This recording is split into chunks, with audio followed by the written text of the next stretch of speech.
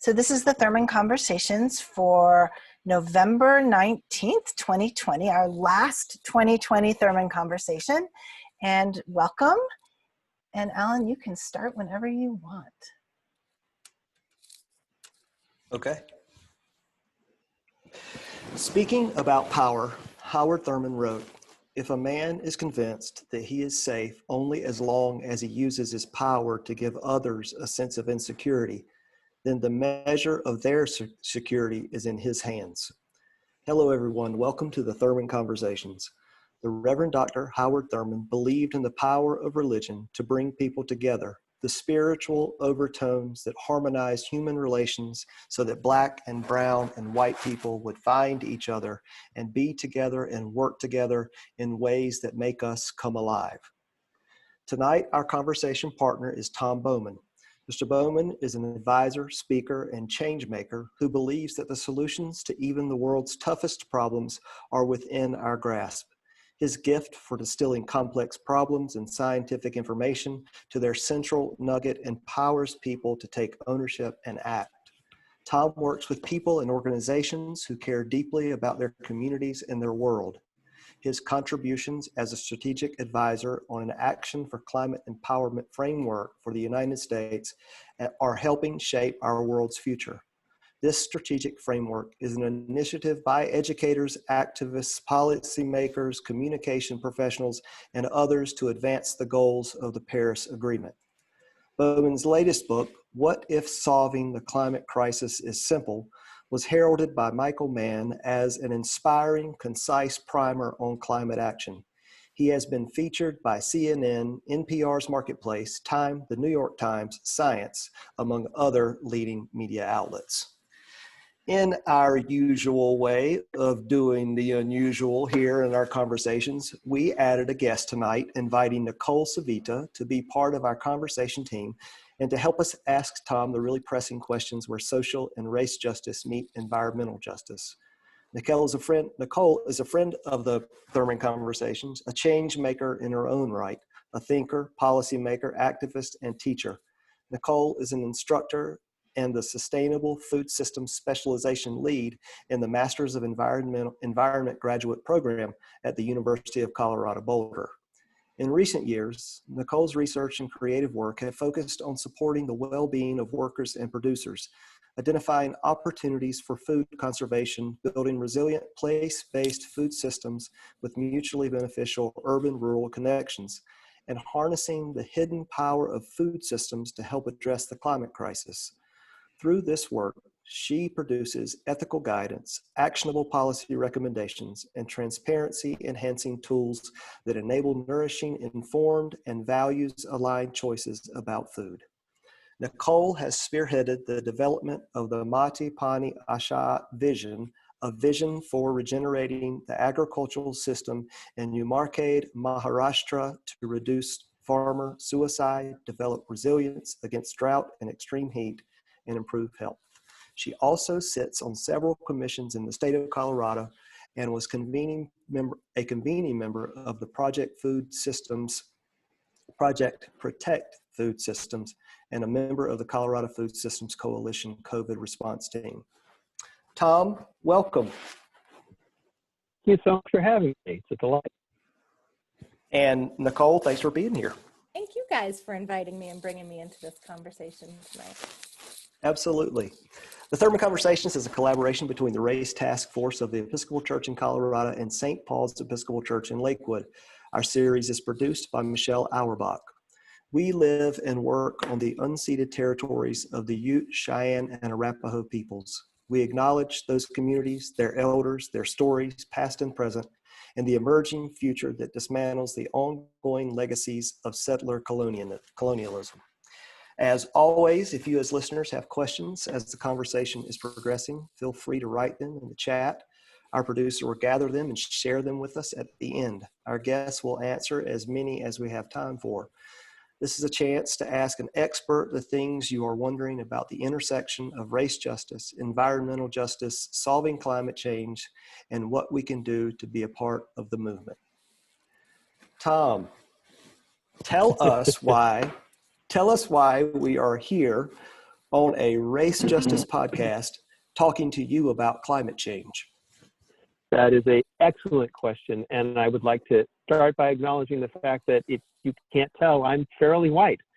And that's an important feature of this conversation. I've been involved with a project this year that you referenced, the Action for Climate Empowerment Initiative, which is an initiative by people who work in education and racial justice and climate justice and activism, strategic communications like me, to come together and try to create strategies to make our work more effective. And this has brought together people from tribal communities, Black, Indigenous, people of color together, with people who are in the climate change establishment. And it's been a remarkably eye-opening experience. One of the participants, who's also white, who's a researcher on public opinion about climate change, sent me an email in the midst of this work and said, you know, we've always said, those of us in climate science and climate communications have always said that people of color are our natural allies. But what do I mean by our? There's this assumption that white people own this issue, and that we can take opinions from people of color, but the decisions are still ours to make. And the fundamental shift that I hope we're working to shift is to say, you know, people have integrity, knowledge, creative energy, wisdom, experience, dedication, no matter where they're situated. And we have to really, especially as white people, re-examine the professional cultures and the way we think about these issues, and break down the assumption that we somehow own this, that the solutions depend on our judgments, because in reality, they don't. Nicole, do you have a question about his book? I have so many thoughts and questions, and I'm right there with you. Oh, good. You just said, use the phrase climate change establishment, and it immediately started pinging around in my brain, because I was thinking about certainly the environmental movement even more broadly than climate change, and the conservation establishment, and then certainly that big lumpy tent of the food movement and all the folks who want, you know, more food grown in ways that are better, as a series of establishments that have been largely centered around whiteness and the sort of paradigm there, and how we really shift from just thinking about how we diversify these spaces and movements to how we change their centers of gravity, how we change how power is held in and created by these movements. And one of the things that I'm always trying to do in my work is to move people into that way of thinking. But where I find that we get tripped up so much is how we get people who have the power to not just let people in, but to relinquish them and to hand it over and to share in these movements. And so just based on what you said right there, I mean, I guess that's my first question, right? Is it gets right to the how of how we start to share that responsibility and share that power as well. That is, I think, the crux of the whole issue. I wrote a chapter in the book, in this new book, What If Solving the Climate Crisis is Simple? And it's called Climate Justice, you know, from a white male, you know. And one of the things that's been most powerful in this year of Black Lives Matter has been the call for white people to begin having our own deep conversations about race. And so I wanted to try, probably in a clunky way, to try to initiate that kind of conversation. And I sort of discovered a couple of things that have been really transformational for me. And I think they're important. One is that there has been an assumption on the part of white climate activists and others that the knowledge held in local communities, held by people of color, held by indigenous communities, is somehow ours to mine, right? Because our assumption has been we need to address this climate issue quickly and effectively, and therefore we need an all hands on deck kind of an approach. And therefore, we need to recruit the knowledge that these people hold. And these people are saying back to us, who says our knowledge is yours, right? It's ours to give you if we choose to give it to you.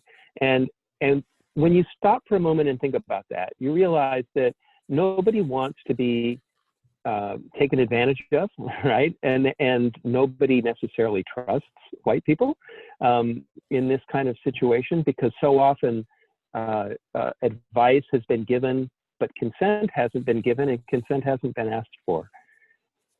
So I think the real shift is to recognize, wait a minute, if we really want to engage with people, we have to genuinely engage as equals and assume that the power doesn't belong to us.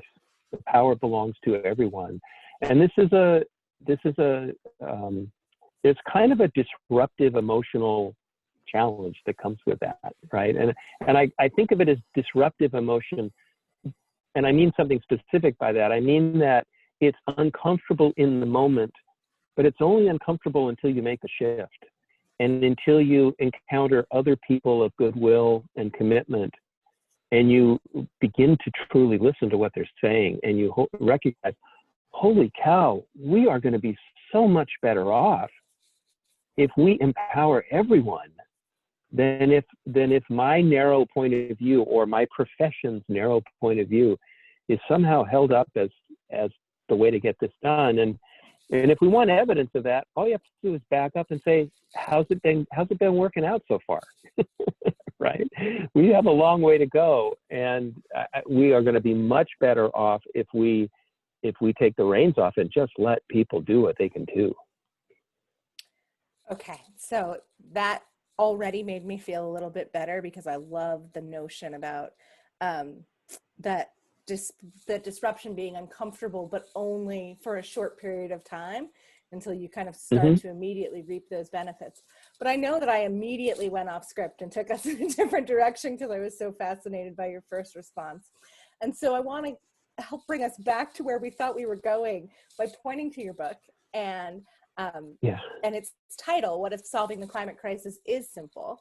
And part of the reason that I got invited here tonight is that I am constantly overwhelmed by the complexity, right? I teach in systems, we think in systems, and we teach students to embrace all of the complexity of this and look for all the leverage points.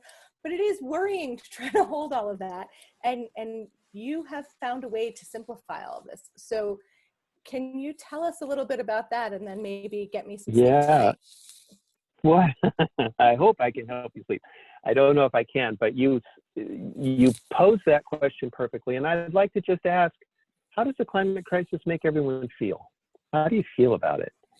Do you wake up every morning feeling empowered and enthusiastic to create a world where there's less pollution, less trauma, greater friendliness? Or do you wake up feeling defeated and in despair about this massively complex challenge? It tends to be the latter. You know, there's a study last summer or last year found that half of Americans think we could solve the climate crisis. 6% of us think we actually will. That's a pretty dispiriting perspective, right? And so I went looking for why is that? Because I felt motivated to act in a lot of ways. Why are so few other people feeling empowered to act? And I landed on exactly what you said, Nicole, which is that we've been taught to think of climate change as this Gordian knot of entangled global systems, right? It's energy generation and transmission, it's buildings and urban planning, it's waste systems and food systems and global supply chains and international finance and Wall Street and you name it. And it grows and grows and grows. And when you try to work on one piece of it, you pull on a thread of this knot, and pretty soon you're pulling on other threads, other systems, and it becomes overwhelmingly complex. This is what scientists call a wicked problem, right? And a wicked problem is a problem that you can't solve because it's too complicated. You either can't get the data you need, or the data is always changing. You can't see all of the dimensions of the problem. So the problem you solve might create unintended problems that you can't see. And it's hard to define the problem. It's impossible to create a master plan. And so the best we can do is work as hard as we can to manage it and plan to take our lumps anyway.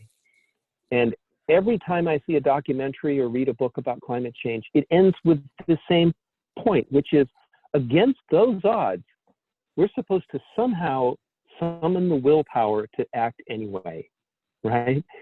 That is such a loser message. It's such a discouraging message. And as I thought about it, I remembered a situation I was in when I was an art student in college, and I was working on a painting that I just could not fix. Everything I tried just seemed to make it worse. And the professor came by and he said, here's what you do. Hang the picture upside down and go home. Because when you come back the next day, you're going to see it upside down and you're going to know exactly what's wrong with it. And I tried it and it worked like a charm. And so the central image of this book is, let's turn the climate crisis upside down. Let's turn that wicked problem idea upside down and see what we see. And so the new premise is, what if the climate crisis is actually really, really simple? Because there's only really one cause for it: burning fossil fuels, right? We use fossil fuels in agriculture and all of these systems.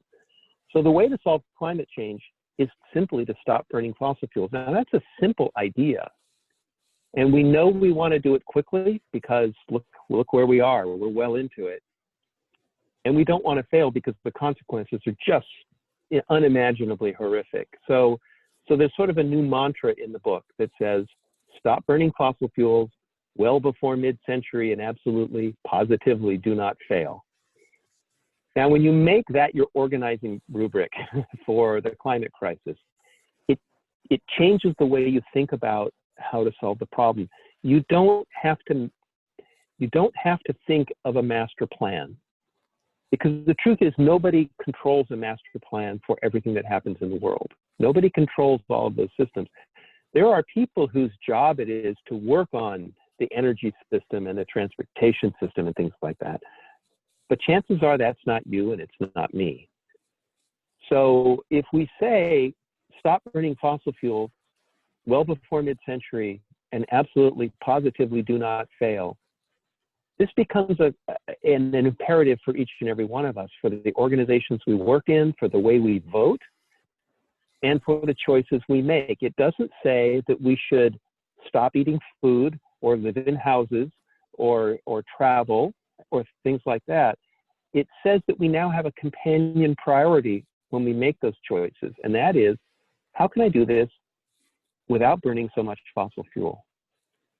And it breaks, here's the key feature. You might feel like the contribution to carbon reductions is small, because each of our carbon emissions is small as an individual or as a company or a church or some other organization. But what we do is we break the ice socially. We start sending social signals to one another about the importance of this issue and our acceptance, our sense of ownership of this issue. And as more and more of us do that, it creates a shared expectation that our mission together in all the things we do is to stop burning fossil fuels as quickly as we can and absolutely do not fail. That's the move. And so it's a shift fundamentally from saying we need to understand and wrestle with what the problem is to, hey, we're in a bad situation. We need to start taking steps to solve it.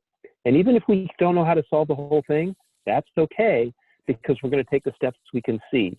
And we can trust that when we take those steps, it will reveal to us new opportunities that we can't see today to take the next steps. So that's the big idea. Does that help you sleep, Nicole, or does it just make you think, I'm more confused than I was before? I think it does not confuse me. I really appreciate the clarity, but I have a bunch of other questions, and yet sure. I know that Alan also has some places he wants us to go. No, I'm just I'm going to hold and keep making notes. I was going to say, you guys are awesome, making my job really easy. But I do want to, I mean, given that many of the people who are on this call are members of faith traditions, and I'm a part of a faith community, the Episcopal Church, We are predominantly white. We have always had, at least in the history of our country, more than our fair share of power. How do we, along with other faith traditions, become partners? What resources do we have to be partners in positive change, and how could we help? That is a really good question. And the fact that you are a faith community asking that question to me is worth its weight in gold. There's a theologian named Sally McFaig, who I had a long conversation with once, who wrote a book about creating a climate for change. And her central point she made to me really struck me. I'm a preacher's kid. I grew up in the Presbyterian tradition, and in the 1960s, the churches were active in civil rights and in the Vietnam War protest and in the war on poverty. And there was a moral call to congregations to become engaged. And her argument was that in the 1980s, that all changed. And so many churches shifted to a more of what she called an inward personal feel-good ministry. And her argument is that correlates with and is probably a cause for the decline in church membership in every denomination in the United States, because the church was no longer calling on people to be what a church inevitably is, which is a political institution, right? It's it's an institution of society that influences the decisions that we collectively make. In that sense, it's political, regardless of party affiliation and all of that kind of stuff. And it really struck me that this call to be engaged is very different from a call to give charitably. It's very different from a call to sort of hold up our ideals while we go about our busy lives. It really is. It's a call to do the real thing, which is to engage with people who are different from us and listen to them and celebrate them, to lift them up, and relinquish the sense, truly relinquish the sense that we are the center of power in the world, and that's something we want to defend. When I think, and there is a fundamental set of principles about effective campaigning and communication from social psychology, and one of the key elements of it is that we tend to seek the things we aspire to, and that's more effective than avoiding the things we don't want to have happen to us. And when you think about the ministry, the Gospels, the good news is about love. It's about fellowship, genuine relationship between people. I certainly want that. I want to be able to relate to people who I feel closed off from now. I want to breathe fresh air every day, not just on the good weather days in the Los Angeles basin, right? I want to know that everyone's food supply is stabilized because we're not heating up the world and creating droughts and terrific, torrential storms that are pushing people out of their homes and forcing them to be refugees. And when you get into genuine dialogue with people who don't look and sound like you, you discover that they want those things too, and that they have a lot of inspiring knowledge about how to bring those things about. So there's this challenge we all face.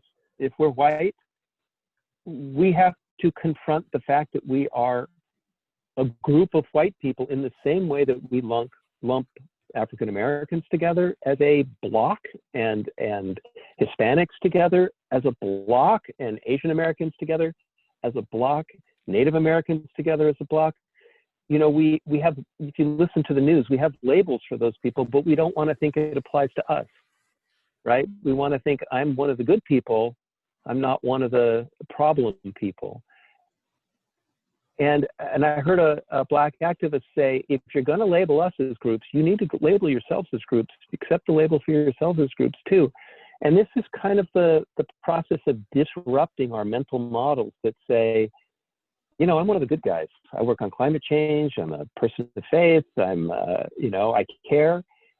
and really say, you know what, maybe it doesn't look that way to anybody else, and maybe they're right, even though I don't intend for this to be a problem. And it's just about breaking through that wall and creating the genuine opportunity for relationship, I think. Is that a satisfying answer? Is that a challenging answer? If it's about relationships, then and transformation of relationships, and it's exactly the right answer. Yes. So tell me, Nicole, you work with activist communities. Talk to us about your work. Oh, I do work with activist communities, and actually Michelle and I work in some activist spaces together, right? And I think a good thing to bring in here is we work together on Project Protect Food Systems, which is a coalition we organized in the wake of, or the onset of the COVID crisis, to really mobilize this attention to the ways in which our essential food system workers were being affected by the pandemic, because of the ways in which they were already marginalized at baseline. And this, of course, is an example of the deep structural racism embedded in our law, you know, where I can go back into the legislative history and find some things that I don't quite feel comfortable saying out loud in my own voice here, but that are really pernicious and that really speak to a desire to continue to maintain a caste system post-slavery in this country, right? And so we're left with that legacy. We're left with a group of people upon whom we all depend for our sustenance, who could be, in fact,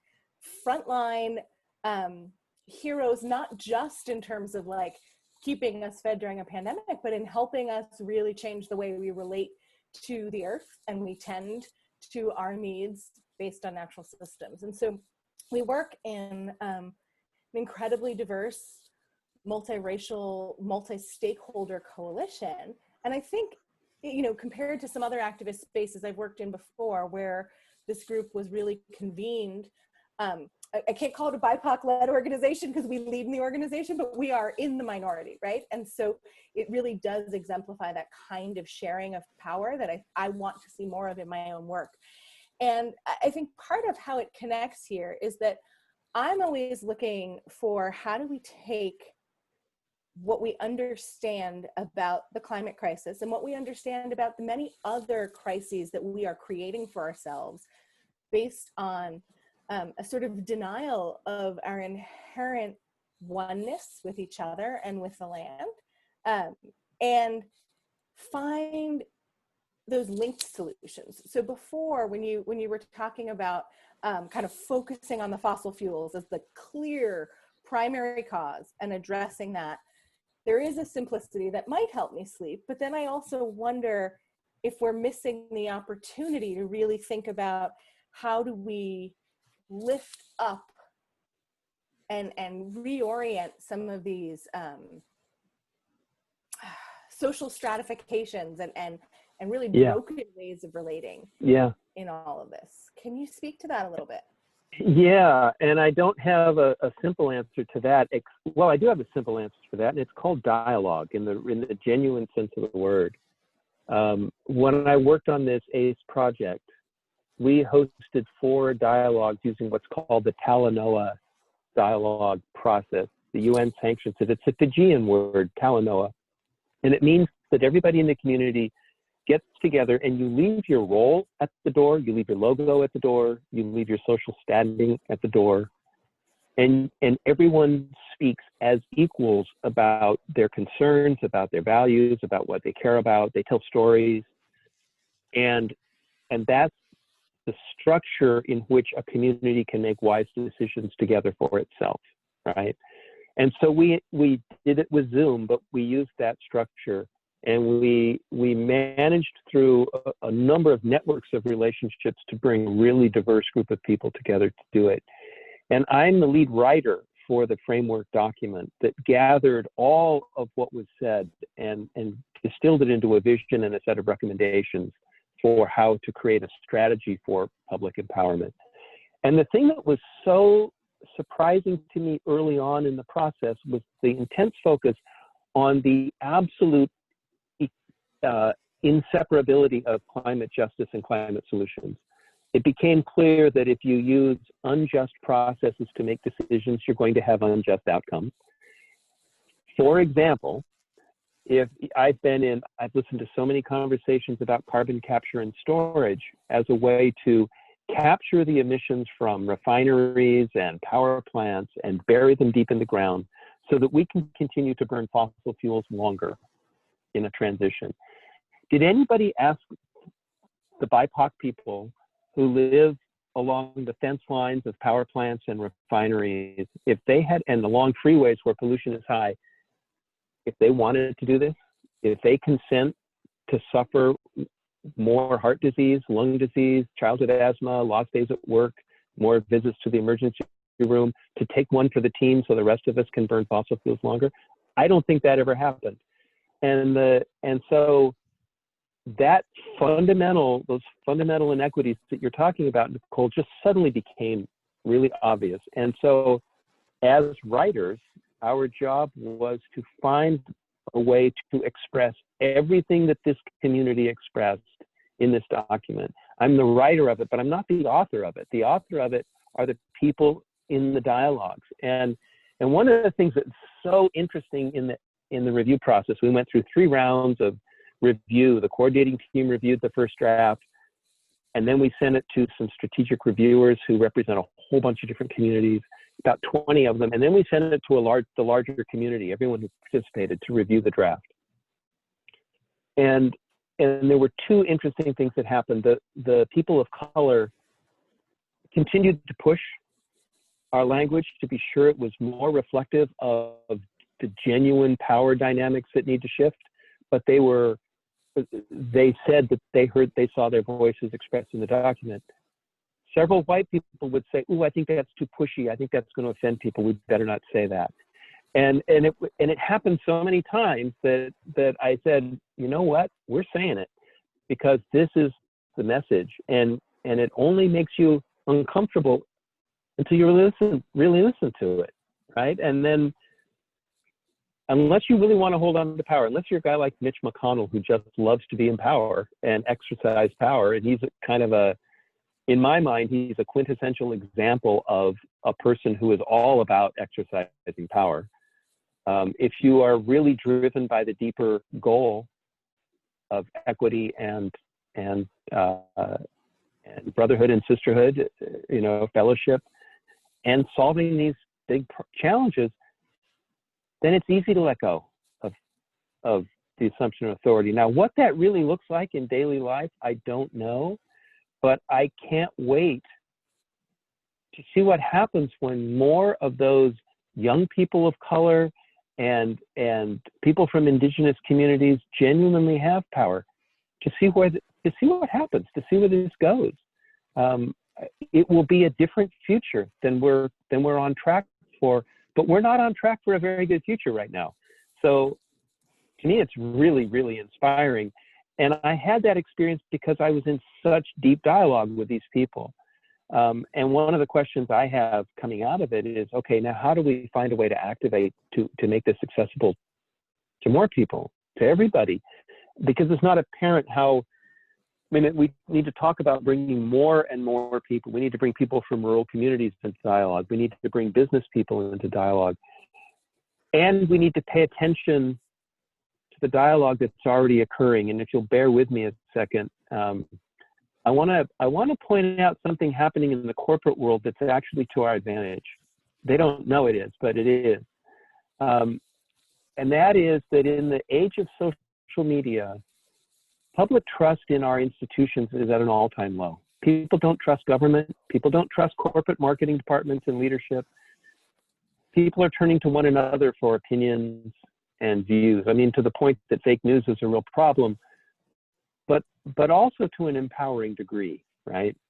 And it happened. And so the influence is horizontal more than vertical these days. And the stories that people want to share with each other are stories that make people feel good. You don't want to tell all your friends that they smell bad and have dandruff and no one will love them, like advertisers used to do. And this kind of connects, I wrote about it in the book, this kind of connects with the Joseph Campbell archetypical hero's journey. The hero's journey, the hero in the journey is an ordinary person who's thrust into dire circumstances and must prevail against tremendous odds and falls on their face and is down and out, and somehow someone provides for them the tool or the wisdom or the training or the inspiration that they need to get back up, and they confront this enemy, whatever it is, this challenge, whatever it is. They are successful and they bring something of value back to the community. That's kind of the point of the hero's journey. The reason I say that is because we need to start thinking about who the heroes are on our collective journeys. It's not the powers that be. Those are the enablers, perhaps. Those are the people who can provide advice. The real heroes are the people in the midst of these challenges, right? And the corporate marketing world has figured this out. There was a billboard that Nike produced a couple of years ago that had no pictures on it. It just said, yesterday you said tomorrow, period. In other words, they're saying, we know the journey's hard. We know it's hard to get up in the morning when it's cold and raining and go work out. And we will give you the tools to do it, but it's really up to you. It's all about you, right?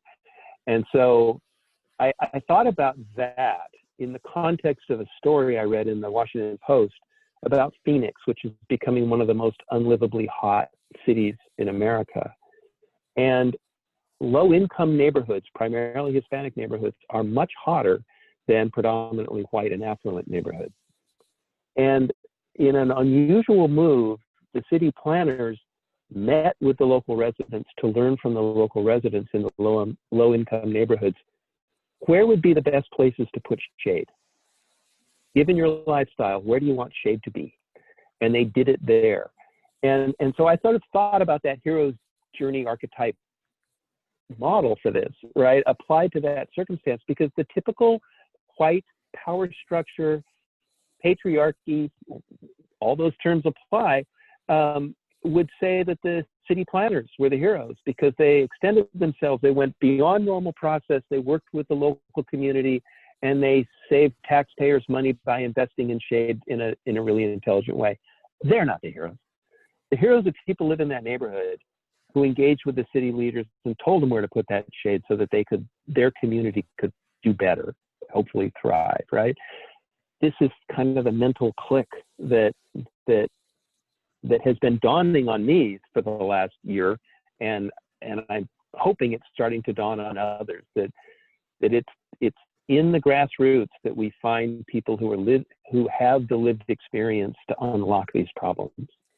I gotta say, because it's too coincidental or too aligned to not mention that the document I have left open on my computer to go through tonight is something a group of students are writing right now for the Trust for Public Land. It's a guide to grassroots, community-led, community-empowered trail projects and for mobile equity. And there's a guide that they've been creating for communities on how to figure out, what do you want to do in your own neighborhood, right? You've been marginalized, you've been subjected to this kind of centralized planning set of injustices that make your neighborhood hard to navigate and hard to live in. And we want to empower or equip you to use your power collectively and really give you strategies to navigate that process. And then alongside that document, we realized we had to create a companion tool for the experts and the professionals, the folks who work at places like conservation organizations like the Trust for Public Land and city planners, to say, hey, we're switching how we do this.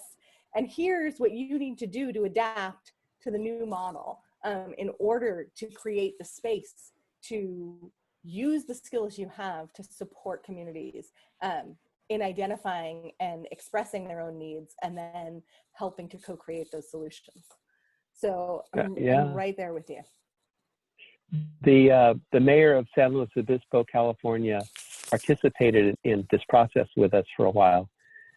And she said something really useful. She said, in municipal government, there is a constant rush to produce and execute plans. And it's very hard to create enough space for genuine dialogue and understanding to take place because the pressure is to produce. And so, one of the things we need to do in our politics is create space for dialogue. And in our, I don't know, how this applies to your work as a congregation, but in our workplaces, in every time I was a business owner and I had about a dozen employees, and every time I turned a decision over to my staff, better things happened. There's some things that as the owner you have to do because you're the fiduciary, but beyond that, if your job is to clarify a communal vision for where the company is going, the organization is going, and then you empower people to do with it what they want, it's amazing what happens. To me, this is thrilling. This is just the joy of living with people and finding out what kind of world we can create together. Because I don't think any of us are really comfortable in the world we're in. Even if we're white and we're relatively well off and we're in positions of authority, we're under pressure. We feel pressured all the time. We work too much. We breathe too much smog. We put up with all kinds of junk. And I don't think we really like it. And so if we're willing to be radically open to possibility, then the possibilities are huge. So way to go, Nicole. Well, thank you. So I want to, you guys have talked about at least something that's really important in our work as a faith community, and that's relationships and conversations. Talk a little bit about, both of you, talk a little bit about how important this notion of trust is for us to be able to continue to make bigger steps in solving these problems as coalitions. Ooh, you want to break from talking for a minute? I will jump in and then let you collect your thoughts. So I don't know who to attribute this to because I've heard it attributed to so many different people that maybe now it is just a thing we ought to reflect on. But some folks say that change moves at the speed of trust. And I'll say that again because I really, really believe in it. Change moves at the speed of trust. And we can't actually really speed up that trust building process and allow that trust, which is really something that forms layer upon layer upon layer through interactions, through empathy, through holding the space to see and hear each other, to be responsive to each other's needs, to challenge our own positions. Trust is almost like built sort of through something like a sedimentary process, except I also see it as more alive than that, right? So maybe more like the bark of a tree would be a better metaphor in there. But we've got to let those layers build, and then change can move fast once that trust is built. And I think what you said before about needing more of that spaciousness, right? Part of that space is to create the opportunities for trust. And I really, again, things that keep me up at night, right? I worry that the way in which we've changed how we exchange information, or how much we shove into a single day, or how frantic we are about trying to address these terrible, wicked, urgent problems that come with clocks, right? By 2030, by 2050. And increasingly, there are some folks out there whose writings and musings I've been reading, even on places that I feel like move too fast, like social media channels.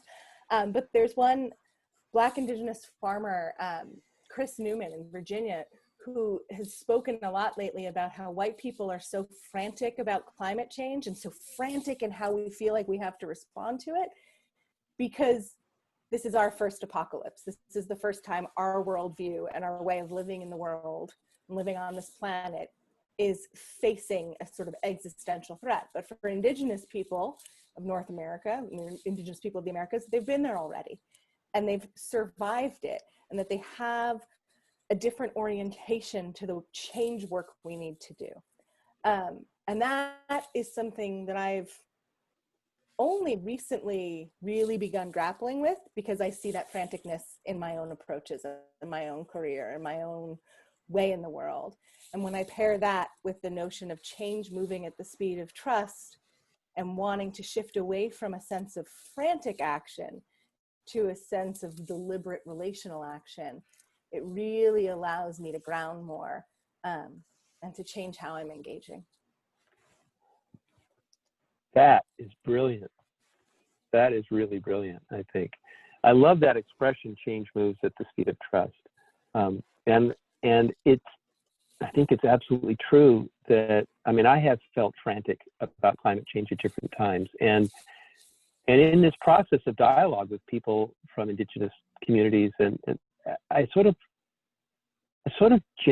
developed a different angle on trust, a trust that we can slow down and listen. And because you're right, it's not their first rodeo.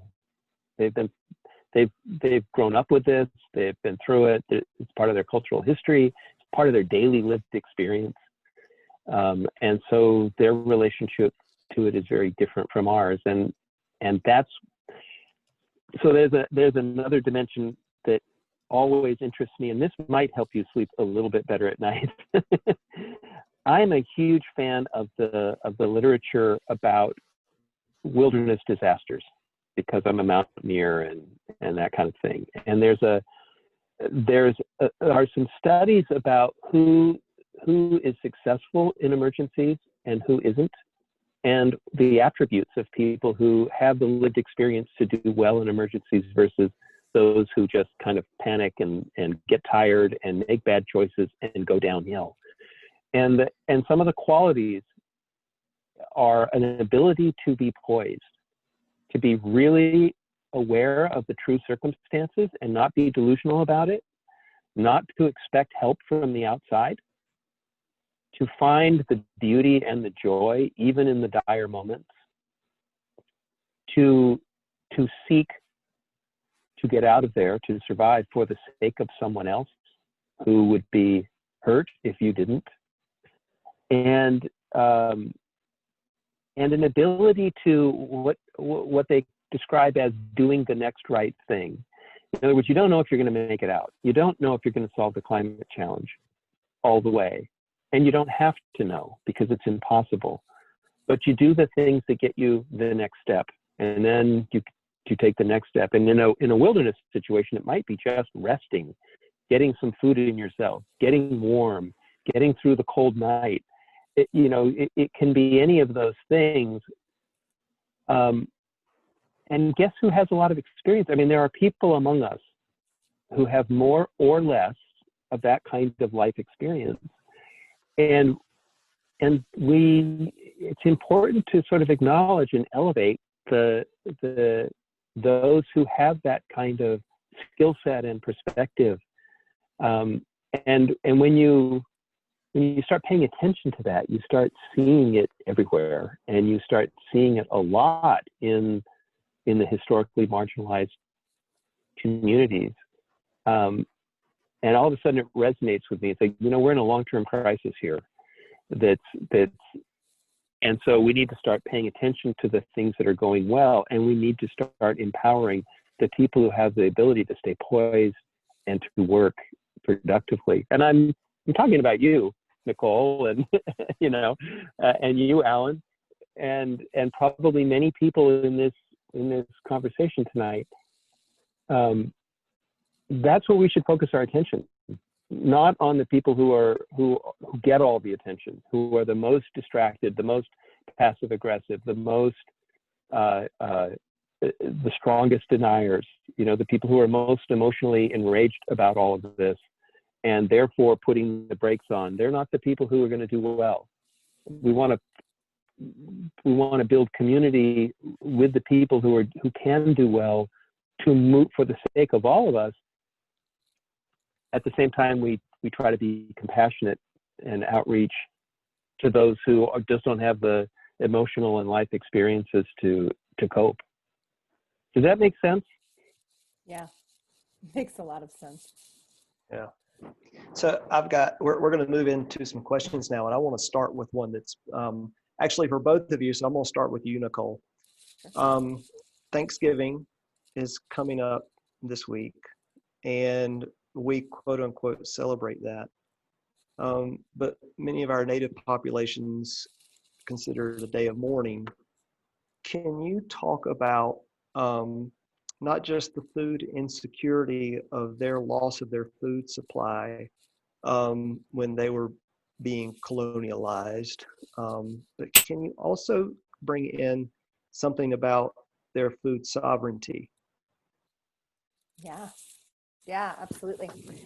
Thanksgiving is such an interesting American construct and beloved celebration at the same time, right? And um, until several years ago, when I really started reckoning with some of this, I think I used to very unabashedly say it was my favorite holiday of the year, because there's nothing I love more than getting to spend time cooking really beautiful food with a lot of intention to share with people I love, right? So there's something at the core of what we're all about to do in a admittedly more distant way this year than usual that is beautiful, but there's a mythology we've built around it, and frankly a series of lies that we've built around it to paper right over and cover right over some really, really awful stuff, some really terrible displacement. And I think what we have to remember, what I do in my own house actually is a tradition I've started with my children, is listening to the Haudenosaunee Thanksgiving address, which is a really wonderful way of giving thanks for everything that we have and everything that the earth provides to us in a long, very ritualistic sort of thanking each thing. And by doing that on Thanksgiving and in the season around it, for us, it really helps me focus on what we miss. Now, to speak more specifically, and not just what we miss, but what we miss and what we might have an opportunity for if we really, really grounded into that kind of practice of gratitude and right relationship and reciprocity with our planet and with the other species here, a real sense of kinship. And so, right now today in America, we see some of the worst food insecurity happening in our Native American communities. And that is due in large part to the fact that there was a centuries-long project, not only of displacement from land, but displacement from culture and displacement from traditional food sources. And so if you sever people's food source, particularly for where, many of us are tonight here in Colorado, if you deliberately rid the plains of bison, you take away a way of being, you take away sustenance, you take away an entire life way. And what did we replace that with? We replaced that with really cheap, fungible, low quality commodities that have caused just a true epidemic of diet related disease, but also with a true epidemic of deep cultural displacement, a deep sense of fissure and loneliness. And that's a terrible story. But what's a really inspiring story is what is happening on the other side through real efforts at Indigenous food sovereignty. And again, food sovereignty, for those who may be less familiar with the concept, it is different. It's a different project than the Food Security Project, which is about making sure that people have access to adequate food. It's even different than a food justice project that is much more about addressing social, racial, and environmental justice through food. It is about saying, we as people and as peoples, as communities, as groups of people, we have a right to have power and control over our own food sources and self-determination over that. And therefore we have a right to cultivate and save seeds and replant them, and to determine how our land is used and how our food is produced. And some of the most uplifting work happening in food systems today is happening among Indigenous communities. And I think if anyone's interested in learning more about that in a very visual way with some really beautiful storytelling. There's a new documentary film called Gather that actually my students and I will be screening next week that I can't recommend highly enough. Tom,